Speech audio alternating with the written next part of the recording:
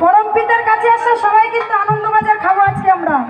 আমিও নেব আজকে আনন্দবাজার, মনের আনন্দ করে। কেন জানেন? যেদিন যায় সেই দিন কিন্তু আর ফিরে আসে না।